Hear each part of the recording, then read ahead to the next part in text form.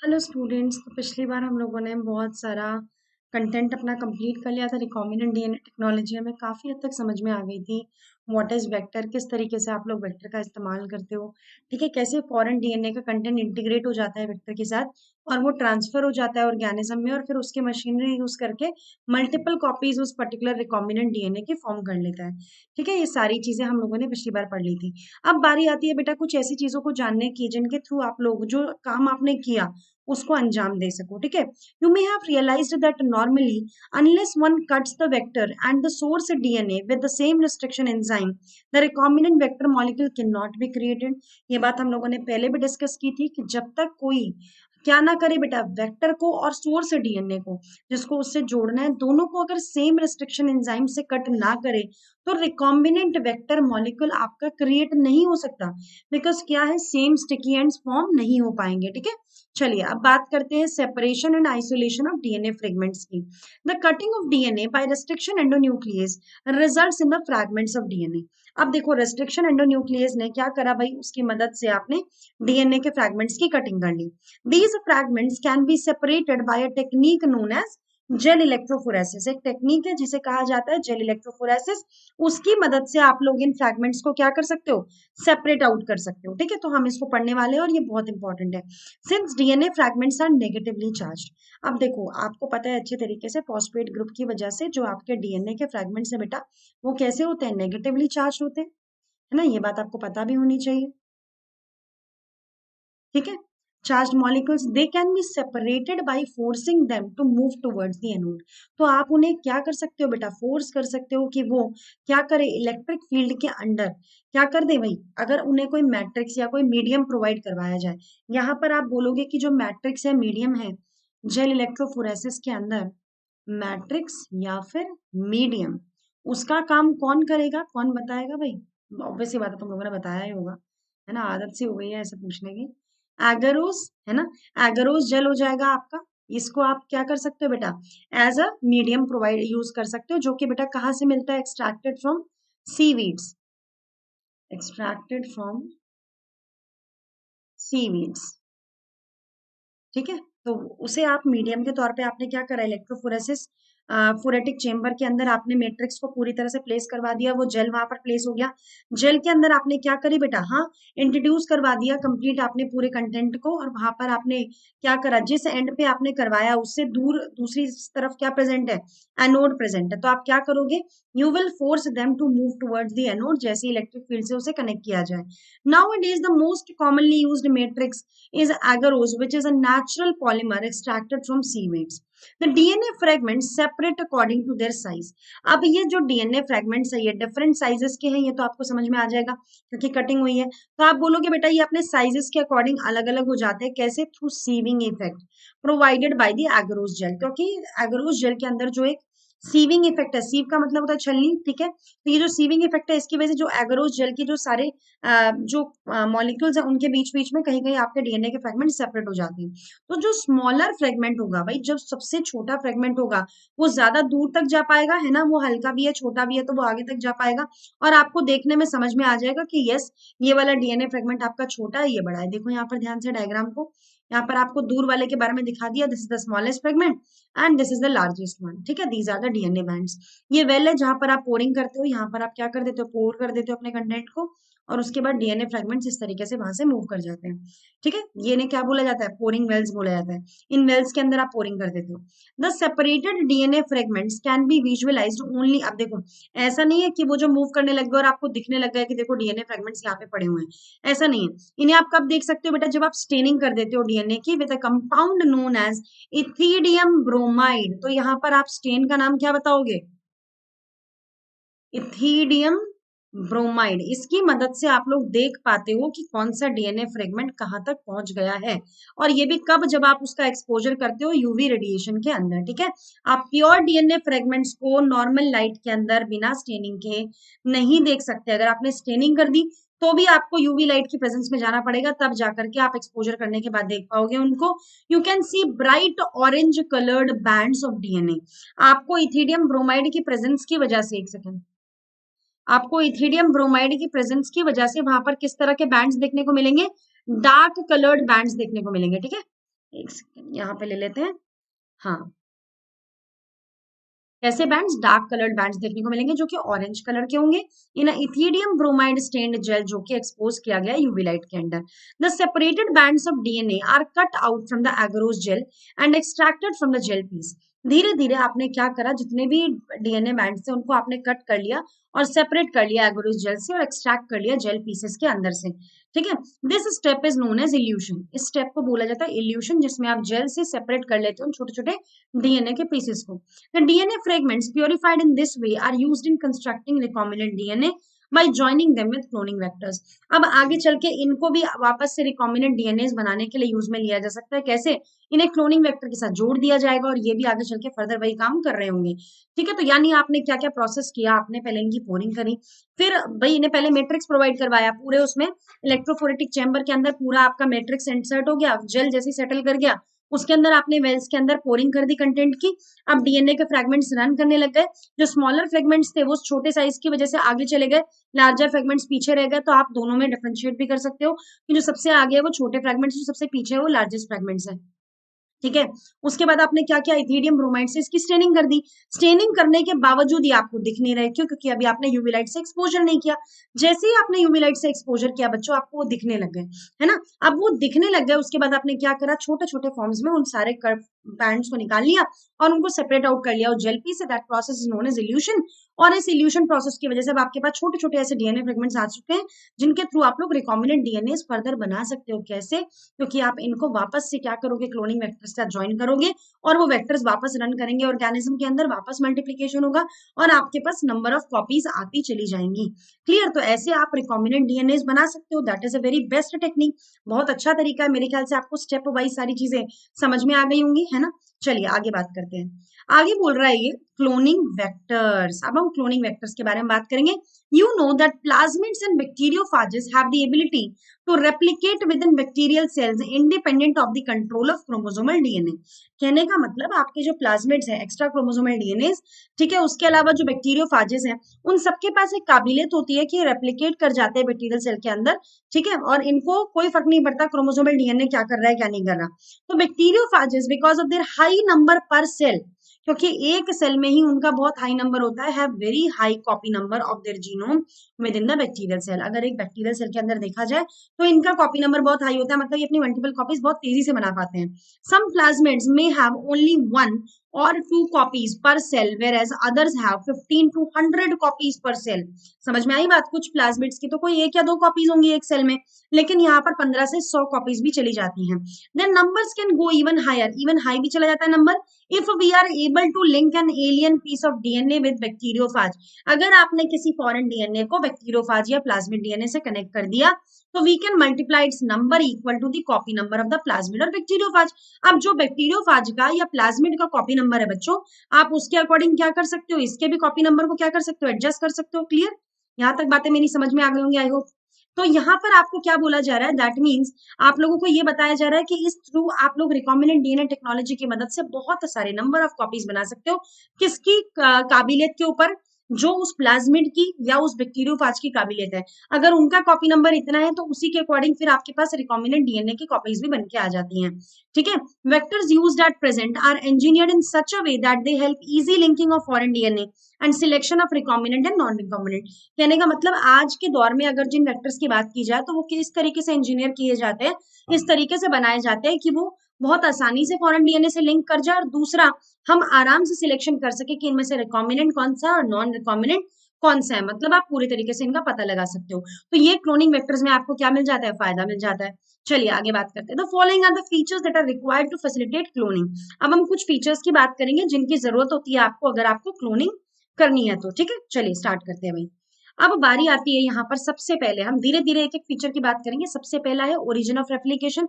याद हो तो शुरू में बोला गया था कि जब तक किसी ऑर्गेनिज्म के पास, मतलब किसी एक पर्टिकुलर जैसे प्लाज्मिड ही है आपका, प्लाज्मिड के बाद जब तक ओरिजिन ऑफ रेप्लिकेशन का सीक्वेंस अवेलेबल नहीं है, आप नहीं ले सकते उसको, क्योंकि तभी आपका क्या हो सकता है, रेप्लिकेशन हो सकता है। तो यहाँ पर उसी की बात हो रही है।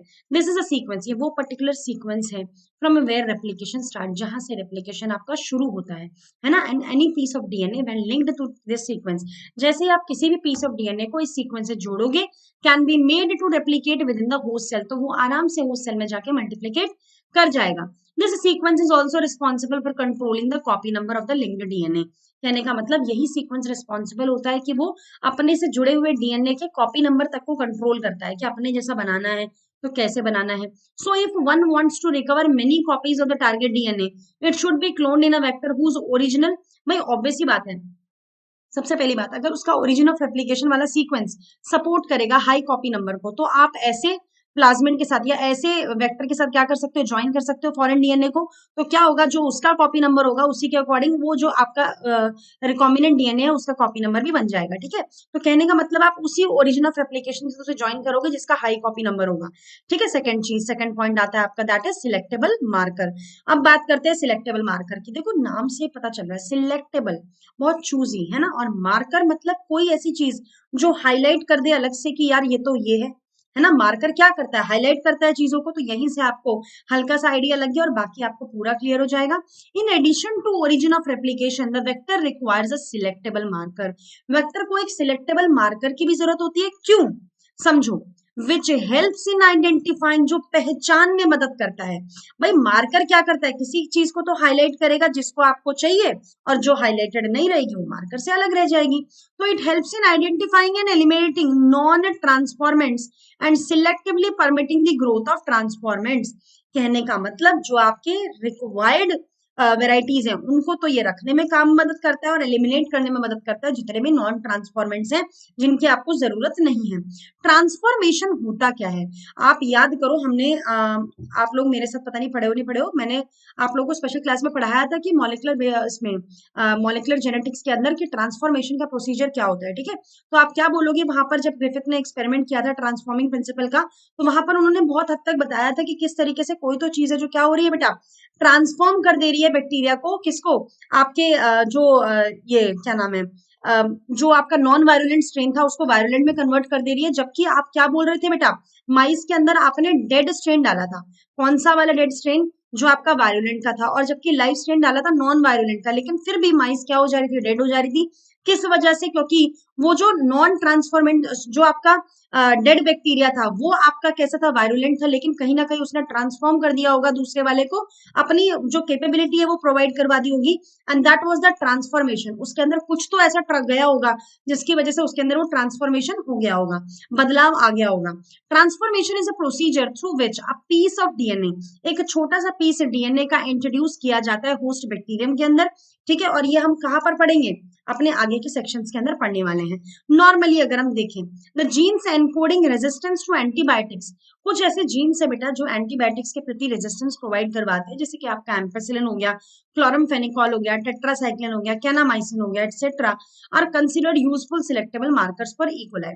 अगर हम ई कोलाई के लिए सिलेक्टेबल मार्कर्स की बात करें तो कौन कौन से हो गए, सिलेक्टेबल मार्कर्स। ठीक है, अब आपके लिए कितना इजी हो गया, आपको पता है कहाँ से आपको याद करना है, कहाँ से आपको याद नहीं करना। तो हो गया एम्पिसिलिन, क्लोरमफेनिकॉल, टेट्रासाइक्लिन, ठीक है, कैनामाइसिन, और भी बहुत सारे। ठीक है, कुछ आपको याद रह गए, बाकियों की आपको जरूरत नहीं है।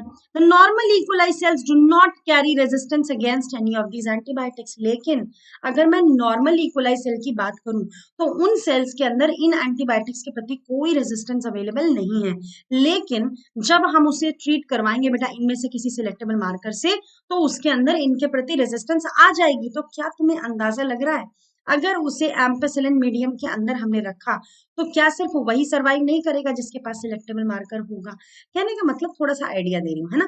तो आप क्या बोलोगे बेटा, वहां पर आप कहीं ना कहीं ट्रांसफॉर्मेंट और नॉन ट्रांसफॉर्मेंट के बीच में डिफरेंशिएट कर पाओगे, है ना। ये सिलेक्टेबल मार्कर्स का काम होता है, वो लोग क्या कर पाते हैं, डिफरेंशिएट कर पाते हैं इन चीजों के बीच में। ठीक है, चलिए आगे बात करते हैं। हाँ, क्लोनिंग साइट्स। अब तीसरी चीज आती है, एक सेकेंड, हाँ, अब तीसरी चीज आती है आपकी क्लोनिंग साइट्स, ठीक है। In order to link the alien DNA, अब आपको फॉरेन डीएनए को लिंक करना है, the vector needs to have very few preferable single recognition sites for the commonly used restriction enzyme. Obvious सी बात है, उसके पास अपनी एक रिकॉग्निशन साइट होनी चाहिए उस पर्टिकुलर रिस्ट्रिक्शन एंजाइम के लिए, ताकि वो रिस्ट्रिक्शन एंजाइम वहां आके क्या कर सके, कटिंग कर सके। Presence of more than one recognition sites with in the vector will generate several fragments। कहने का मतलब, अगर आपके उस पर्टिकुलर वेक्टर के ऊपर बहुत सारी रिकॉग्निशन साइट्स हैं, एक से ज्यादा रिकॉग्निशन साइट है, तो बच्चों क्या होगा, कई जगह से फ्रैगमेंट्स में कटिंग हो जाएगी, which will complicate the gene cloning, और जीन क्लोनिंग कॉम्प्लिकेट हो जाएगी। तो यहाँ पर आपको जरूरी है कि आपके पास एक ही क्लोनिंग साइट अवेलेबल हो। The ligation of alien DNA is carried out at a restriction site present in one of the two antibiotic resistance gene. इसीलिए आप लाइगेशन जो मतलब ज्वाइनिंग करवाते हो एलियन डीएनए की, वो बेटा ऐसी रिस्ट्रिक्शन साइट के ऊपर प्रेजेंट होता है जहां पर किसी एक रेजिस्टेंस जीन के प्रति रेजिस्टेंस अवेलेबल हो। फॉर एग्जांपल, जैसे कि आप लोग जोड़ सकते हो एक फॉरेन डीएनए को at the Bam H1 site of tetracycline resistance gene. अब या आप जैसे मान लीजिए आपने बाम H1 साइट पे उसे क्या कर दिया, अटैच कर दिया, जहां पर टेट्रासाइक्लिन के प्रति रेजिस्टेंस का जीन प्रेजेंट है। कहां पर, इन द वेक्टर PBR322। किसकी बारी आ रही है बेटा, यहाँ पर वेक्टर PBR322 की। The recombinant plasmids will lose tetracycline resistance. कहने का मतलब, जो रिकॉम्बिनेंट प्लाज्मिड्स होंगे उनके पास बेटा क्या हो जाएगी, भाई रिकॉम्बिनेंट प्लाज्मिड्स के पास तो अब नहीं बचेगी टेट्रासाइक्लिन के प्रति resistance, due to insertion of foreign DNA, क्योंकि वहां पर क्या हो गया बेटा, फॉरेन डीएनए का इंसर्शन हो गया। But you can still be selected out from non recombinant ones by plating the transformants on ampicillin containing medium. कहने का मतलब, लेकिन आप क्या कर सकते हो बेटा, आप अभी भी उन्हें आउट कर सकते हो नॉन रिकॉम्बिनेंट से। कैसे, क्योंकि आप उन्हें प्लेट कर दोगे कहां पर, जहां पर एम्पिसिलिन कंटेनिंग मीडियम होगा। बात समझ में आ गई, क्योंकि एम्पिसिलिन के प्रति तो अभी भी क्या है, रेजिस्टेंस अवेलेबल है। तो आप क्या बोलोगे, बेशक ये टेट्रासाइक्लिन की रेजिस्टेंस वाले एरिया में ना रह पाए, लेकिन आप अभी भी क्या कर सकते हो, उसे नॉन ट्रांसफॉर्मेंट से अलग कर सकते हो, ठीक है, सेपरेट आउट कर सकते हो। The transformants growing on ampicillin containing medium are then transferred on a medium containing tetracycline. अब ऐसे ट्रांसफॉर्मेंट जो एम्पिसिलिन में ग्रो कर पा रही हैं, ठीक है, अब आपने उन्हें क्या करा, आपने उन्हें टेट्रासाइक्लिन कंटेनिंग मीडियम में ट्रांसफर करवा दिया। The recombinants will grow in ampicillin containing medium but not on that containing tetracycline. लेकिन रिकॉम्बिनेंट वाले कहाँ ग्रो नहीं कर पाएंगे, टेट्रासाइक्लिन वाले पे नहीं कर पाएंगे, क्योंकि वहां तो कटिंग हो गई, बाम H1 पे लिंकिंग हो गई। लिंकिंग होने की वजह से टेट्रासाइक्लिन रेजिस्टेंस तो प्लाज्मिड की खत्म हो गई, तो यानी वो टेट्रासाइक्लिन वाले उसमें ग्रो नहीं कर पाएंगे। But non recombinants will grow, लेकिन नॉन रिकॉम्बिनेंट्स तो ग्रो कर पाएंगे, उनके साथ तो कोई फॉरेन डीएनए लिंक ही नहीं हुआ, उनके पास अपनी टेट्रासाइक्लिन रेजिस्टेंस जीन प्रेजेंट है अभी भी, है ना। तो in this case one antibiotic resistance gene helps in selecting the transformant. तो इसका मतलब आपको टेट्रासाइक्लिन के जैसे रेजिस्टेंट जीन ने क्या मदद की, आपकी रिकॉम्बिनेंट को पहचानने में, और जो दूसरा एंटीबायोटिक रेजिस्टेंस जीन था दैट इज एम्पिसिलिन, उसने आपको नॉन रिकॉम्बिनेंट्स को पहचान। कहने का मतलब, रिकॉम्बिनेंट नॉन रिकॉम्बिनेंट दोनों को पहचानने में आपको बहुत ज्यादा हेल्प हो गई। क्लियर, यहां तक बातें समझ में आती है अच्छे से, ठीक है। चलिए एक सेकेंड,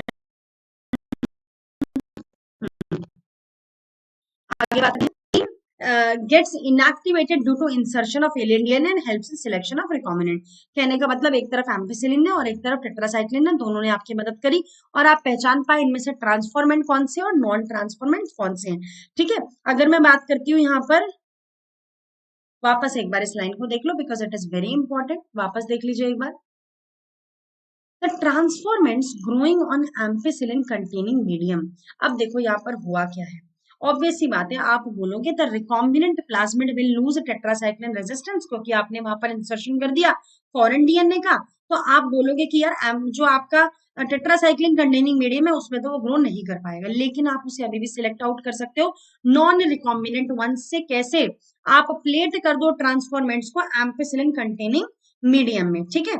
आपने सारे ट्रांसफॉर्मेंट्स को कहां पर प्लेट कर दिया, एम्पिसिलिन कंटेनिंग मीडियम में।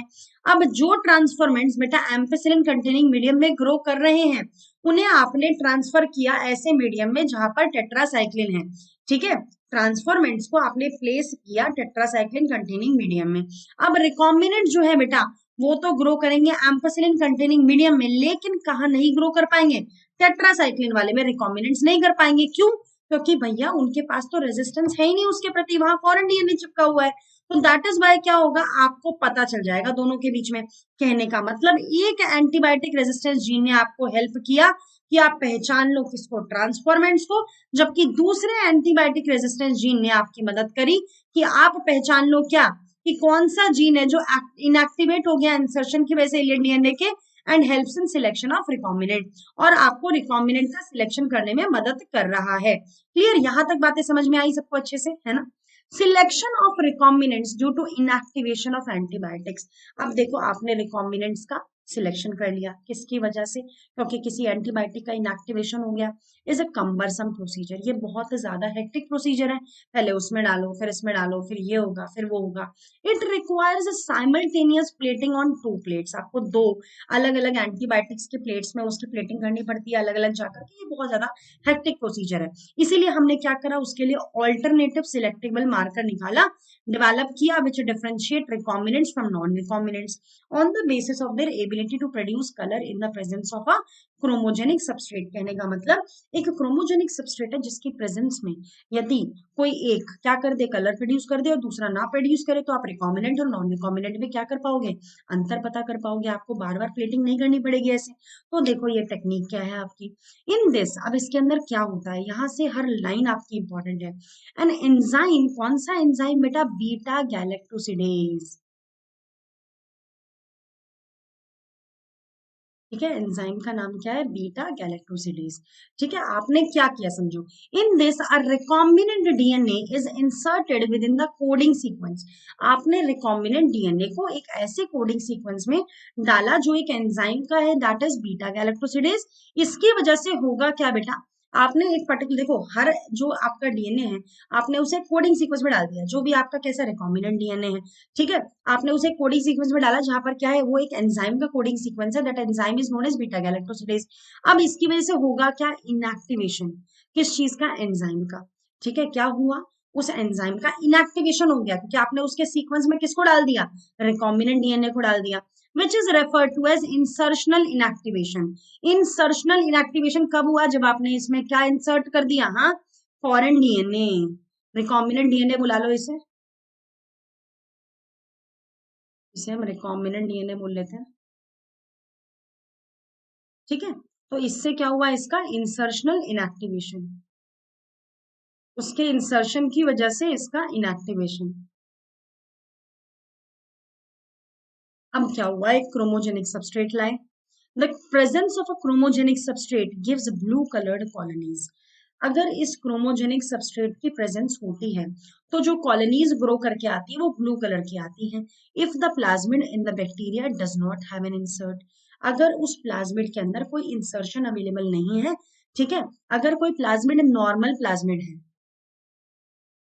ठीक है, नॉर्मल प्लाज्मिड है, उसमें कोई इंसर्शन नहीं है, तो आप बोलोगे ऐसे प्लाज्मिड को जब आप कहाँ लेके जाते हो बेटा, इस क्रोमोजेनिक सबस्ट्रेट की प्रेजेंस में ग्रो करवाते हो, तो आपको कैसी कॉलोनीज मिलती है, ब्लू कलर की कॉलोनीज मिलती है, ब्लू कलर्ड कॉलोनीज। ठीक है, अब यहां पर कब है, जब कोई इंसर्ट नहीं है, नो इंसर्ट, कोई इंसर्शन नहीं हुआ फॉरेन का, प्रेजेंस ऑफ इंसर्ट, लेकिन अगर इंसर्शन हुआ है, results into insertional inactivation of, आप यहां पर क्या बोलोगे, ये जो आपका गैलेक्टोसिडेज एंजाइम का जो इनएक्टिवेशन हो चुका है, and the colonies do not produce any colour. अब यहां इस केस के अंदर क्या होगा बेटा, colonies will not produce any colour, colonies will not produce any colour, कोई कलर प्रोड्यूस नहीं करेंगी। और क्या अब आप इन्हें नॉन रिकॉम्बिनेंट से डिफरेंशिएट कर सकते हो, बहुत आसानी से डिफरेंशिएट कर सकते हो, बिकॉज सारा डिफरेंशिएशन तो क्लियर हो गया। एक तरफ आपको ब्लू कलर कॉलोनीज मिल रही है नॉर्मल वाले प्लाज्मिड्स में, और जहां पर आपके प्लाज्मिड्स किससे कनेक्टेड है बेटा, आपके रिकॉम्बिनेंट फॉरेन डीएनए से कनेक्टेड है, वहां पर आपको इस तरह की कॉलोनीज देखने को नहीं मिल रही है।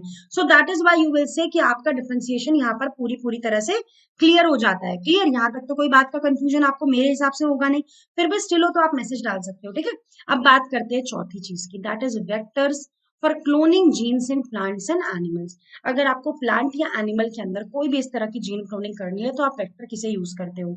You may be surprise to know that we have learn the lesson of transferring genes into plants and animals from bacteria and viruses which have known for this ages. ठीक है, ये हम सब पहले से जानते हैं, how to deliver genes to transform eukaryotic cells and force them to do what the bacteria और वायरसेस वांट्स। कहने का मतलब जो बैक्टीरिया या वायरस चाह रहा है वो क्या करेगी, यूकैरियोटिक सेल करने लग जाएगी। जैसे हम एग्जांपल लेते हैं, क्योंकि एग्जांपल जी क्वेश्चन में पूछे जाते हैं। फॉर एग्जांपल जैसे कि एग्रोबैक्टीरियम ट्यूमिफेशियंस। अगर हम एग्रोबैक्टीरियम ट्यूमिफेशियंस की बात करेंगे बेटा, ये एक पैथोजन है किसके अंदर, हाँ, it is a pathogen of several dicot plants. और ये क्या कर पाता है बेटा, ये जो छोटा सा पीस ऑफ डीएनए ना उसे डिलीवर कर पाता है, जिसे बुलाया जाता है TDNA, to transform normal plant cell into a tumour and direct these tumour cells to produce the chemicals required by the pathogen. कहने का मतलब, समझो बात का मतलब, आपके पास यहाँ पर एक पैथोजन अवेलेबल है, दैट इज व्हाट एग्रोबैक्टीरियम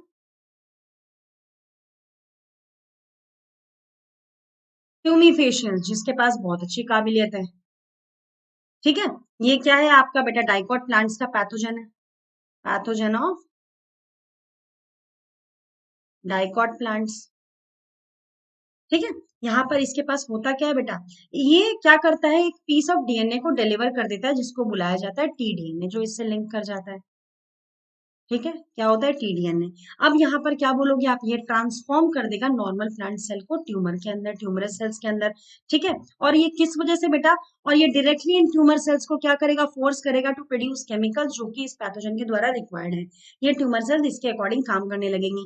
कहने का मतलब इट्स लाइक हेलुसिनोजन। आपने क्या करा, आपने इसे किडनैप कर लिया, हाईजैक कर लिया, और उसके बाद आप अपनी मर्जी से काम करवा रहे हो। सिमिलरली इसके हिसाब से हम दूसरा एग्जाम्पल लेते हैं, रेट्रोवायरसेस। दूसरा एग्जाम्पल क्या हो गया, रेट्रोवायरसेस। रेट्रोवायरसेस एनिमल्स के केस में, प्लांट्स में आपको एग्रोबैक्टीरियम ट्यूमिफेशियंस मिला और एनिमल्स में रेट्रोवायरसेस। ठीक है, have the ability to transform normal cell into cancerous cells. तो ये क्या करता है, नॉर्मल सेल को कैंसरस सेल में कन्वर्ट करता है। ठीक है, ये कैंसरस सेल में कन्वर्ट करता है। A better understanding of the art of delivering gene by pathogens in their eukaryotic host has generated knowledge to transform these two। ये सब चीजें आप पढ़ के आ चुके हो पीछे, कि आपको अच्छी अच्छी नॉलेज मिलने लगी, आप उस हिसाब से वेक्टर्स को चूज करने लग गए। ठीक है, अब यहाँ से आती है मेन बात आपकी, the tumour inducing plasmid of agrobacterium tumefaciens. अगर हम बात करें, इसका जो ट्यूमर इंड्यूसिंग प्लाज्मिड है, जो ट्यूमर इंड्यूस करता है बाकी सेल्स के अंदर, उन्हें ट्यूमर सेल्स बनाता है। ठीक है, has now been modified into a cloning vector. उसको निकाल करके वहां से एक्सट्रैक्ट करके एक क्लोनिंग वेक्टर में मॉडिफाई कर दिया है, which is no more pathogenic to the plant. लेकिन अब वो प्लांट के लिए नुकसानदायक नहीं है। ठीक है, उसे चेंज कर दिया, but is still able to cause the mechanisms to deliver genes of our interest into a variety of plant. लेकिन सोचो, अभी भी ये जैसे पहले अपने काम कराने के लिए नंबर ऑफ सेल्स बनाता था, अब भी ये हमारे लिए वो काम कर सकता है, क्योंकि उसकी वो काबिलियत अभी भी इसके अंदर है, बस वो नुकसान करने वाली काबिलियत नहीं बची। इट्स लाइक जैसे आपने किसी को जेल में ले जाके उसका धर्म परिवर्तन करवा दिया, मतलब कहने का उसको चेंज करवा दिया बिल्कुल, है ना, ये वो वाली चीज हो गई कि अपने बेनिफिट के लिए आपने क्या करा, उसे बेनिफिट्स वाली चीज तो अभी भी उसके अंदर रहने दी, और जो हार्म वाली चीजें थी वो उसके अंदर से निकाल दी। रेट्रोवायरस की सब बेटा यही है ना, has also been disarmed and आप क्या कर दिया, वो नुकसान नहीं करता, are now used to deliver desirable genes into animal cell। Animal cell के अंदर कोई भी जीन आपको डिजायरेबल डालना हो तो बेटा आप इनकी मदद ले सकते हो। वंस अ जीन और DNA fragment has been ligated, जैसे ही आपने उसे बेटा सुटेबल वेक्टर के साथ जोड़ दिया, वो ट्रांसफर किया जाता है बैक्टीरियल, प्लांट या फिर एनिमल होस्ट के अंदर। आप डायरेक्टली उसे क्या कर सकते हो, ट्रांसफर कर सकते हो। तो आई होप आप लोगों को यहाँ तक चीजें समझ में आई होंगी अच्छे तरीके से, है ना। मैंने आपको सारे पॉइंट्स बताए। अगर मैं आपको वापस से एक बार दिखाऊं, तो हम लोगों ने जो इंपॉर्टेंट पॉइंट्स आज पढ़े हैं वो कौन कौन से है भाई। सबसे पहली बात, आपको आज क्या रिक्वायरमेंट होती है, क्या फीचर्स चाहिए होते हैं ताकि क्लोनिंग हो सके वेक्टर के अंदर। पहला, एक ओरिजिन ऑफ रेप्लिकेशन की जरूरत है, जिसकी वजह से उस सीक्वेंस के साथ ही तो लिंकिंग होगी, है ना। अगर ओरिजिनल ऑफ रेप्लिकेशन नहीं है तो उसके पास अगर वो काबिलियत ही नहीं है तो हम जोड़ क्यों रहे हैं उसके साथ, है ना। उस सीक्वेंस से जोड़ ही नहीं सकते, क्योंकि फिर आगे चल के रेप्लिकेशन होगा ही नहीं। ठीक है, कॉपी नंबर भी इसी पे डिपेंड कर रहा है, क्योंकि ओरिजिन ऑफ रेप्लिकेशन जितने कॉपी नंबर को सपोर्ट करती है, उतना ही कॉपी नंबर आपको अपने रिक्वायर्ड रिकॉम्बिनेंट डीएनए का मिलेगा। तो यानी ओरिजिन ऑफ रेप्लिकेशन का सिलेक्शन बहुत ज्यादा जरूरी है। दूसरा सिलेक्टेबल मार्कर, ये सिलेक्टेबल मार्कर क्या कर रहा है बेटा, ये पहचान करवा रहा है रिकॉम्बिनेंट और नॉन रिकॉम्बिनेंट के अंदर, तो ये भी बहुत ज्यादा जरूरी है। ठीक है, ये रेजिस्टेंस जीन्स को यूज किया जाता है एज ए सिलेक्टेबल मार्कर। तीसरी बात, क्लोनिंग साइट, आप कहाँ पर ये क्लोनिंग कर रहे हो, किस साइट पर जाके अटैचमेंट करवा रहे हो, ये बहुत मैटर करता है। ठीक है, क्योंकि उसके अकॉर्डिंग उसके अंदर रेजिस्टेंस क्रिएट हो जाती है और फिर आप उसके अकॉर्डिंग क्या करते हो, इनके बीच में डिफरेंशिएट करते हो। फिर नेक्स्ट बात आती है बेटा क्या, क्योंकि आप लोग ये बार बार करते हो but it is very cumbersome, बहुत ज्यादा हेक्टिक प्रोसीजर है, तो आपने क्या किया, इंसर्शनल इनएक्टिवेशन की टेक्निक यूज करी। ऐसे प्लाज्मिड जिसके अंदर कोई इंसर्ट नहीं करवाया आपने, वो क्या करेगा बेटा, जैसे ही आप उसे क्रोमोजेनिक सबस्ट्रेट की प्रेजेंस में लेके जाओगे, वो ब्लू कलर की कॉलोनीज प्रोड्यूस कर देगा। लेकिन ये जो आपका कॉलोनीज है जहां पर आपने क्या कर रखा है बेटा, इंसर्शन कर रखा है फॉरेन डीएनए का, वहां पर बीटा गैलेक्टोसिडेज का क्या हो चुका है, इंसर्शनल इनएक्टिवेशन हो चुका है। इसकी वजह से वहां पर कॉलोनीज कोई भी कलर प्रोड्यूस नहीं करेंगे क्रोमोजेनिक सबस्ट्रेट के प्रेजेंस में। फिर हमने बात करी vectors for cloning genes in plants and animals, जहां से सिर्फ हमें दो ही पॉइंट्स निकल के आए, एग्रोबैक्टीरियम ट्यूमिफेशियंस और रेट्रोवायरसेस। इनके अंदर से क्या क्या निकाल लिया गया बेटा, एग्रोबैक्टीरियम ट्यूमिफेशियंस के अंदर से क्या निकाल लिया गया, टीआई प्लाज्मिड निकाल लिया गया, ट्यूमर इंड्यूसिंग प्लाज्मिड, और उसको अच्छा बना दिया गया, उसकी जिंदगी सुधार दी गई कि अब तुम्हें फांसी नहीं दी जाएगी, एक काम करो तुम सुधर जाओ, तुम अच्छे काम करो तो क्या है, तुम्हें हम इस्तेमाल में ले सकते हैं। तो अब वो क्या करता है, वो अच्छे काम करता है, अपने पुराने बुरे काम भूल चुका है। ऐसे रेट्रोवायरसेस की बात की जाए तो अब ये भी कैंसर कॉज नहीं करता, बल्कि ये सेल क्या करते हैं, ये रेट्रोवायरसेस का जो वो प्लाज्मिड है उसको निकाल करके क्या कर लिया गया है, यूज किया गया है, ताकि आप कोई भी चीज अगर ट्रांसफर करवा रहे हो ह्यूमन सेल्स के अंदर तो वो आराम से ट्रांसफर हो जाती है। मतलब सब अच्छा है, हैप्पी एंडिंग है ना। ठीक है, नेक्स्ट क्लास में हम लोग जो पढ़ने वाले हैं that is what, competent host, ये हम पढ़ेंगे नेक्स्ट क्लास के अंदर। थोड़ा सा टॉपिक बचा हुआ है बस अपना। ठीक है, इंपॉर्टेंट काफी चीजें हम लोगों ने कवर करी है, इनको वापस वापस रिवाइज करो। फिर भी कोई डाउट आता है मुझे कभी भी मैसेज डाल दो। ठीक है, और बाकी आप लोग मेरे साथ कनेक्ट कर सकते हो, मैंने बहुत सारी चीजें बता रखी है आप लोगों को, है ना। चलिए मिलते हैं नेक्स्ट क्लास में, थैंक यू।